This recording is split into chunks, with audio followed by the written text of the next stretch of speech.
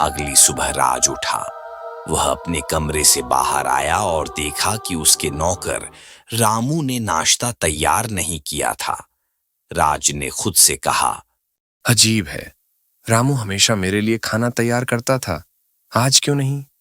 यह जानने के लिए कि रामू आज हवेली क्यों नहीं आया, राज गांव चला आया।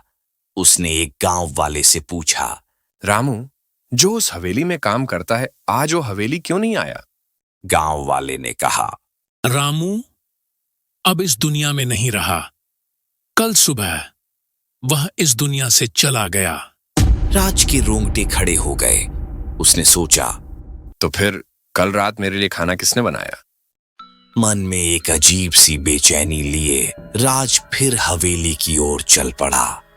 हवेली पहुंचकर उसने हर कमरे में जाकर देखा, हर कोने में देखा, कोई नहीं था। राज ने ऊपर का फ्लोर चेक किया, हर कमरे में गया सिवाय एक कमरे के।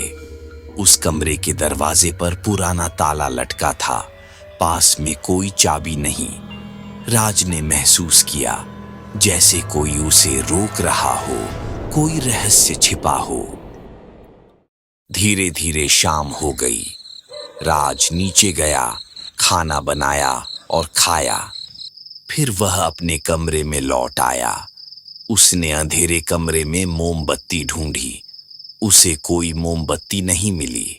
उसने अपने मोबाइल की फ्लैशलाइट जलाई और रसोई की ओर चल दिया। जैसे ही वह रसोई में पहुंचा, उसने देखा एक साया हिल रहा था। राज धीरे से घबराए स्वर में, कौन है वहां? कोई जवाब नहीं। फ्लैशलाइट की रोशनी से उसने ध्यान से देखा, साया गायब हो गया। राज ने सोचा, शायद मेरे दिमाग का खेल है। मोमबत्ती जलाई और कमरे की ओर लौटने लगा। अचानक तेज हवा ने मोमबत्ती बुझा दी। राज की आंखों के सामने अंधेरे में कोई खड़ा था। फिर उसने मोबाइल फ्लैशलाइट ऑन की और फिर वही साया गायब हो गया। राज अब डर गया। कोई मुझे देख रहा है। वो अपने कमरे में चला गया, फिर मोमबत्ती को टेबल पर रखकर बिस्तर में लेट गया। मन में तय किया, मुझे हवेली का रहस्य जानना ही होगा।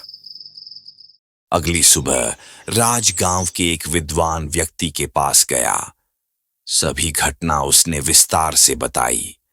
विद्वान ने राज को एक पुरानी डायरी दी। यह तुम्हारे परदादा ने लिखी थी, लेकिन आखिरी पन्ने खो गए हैं।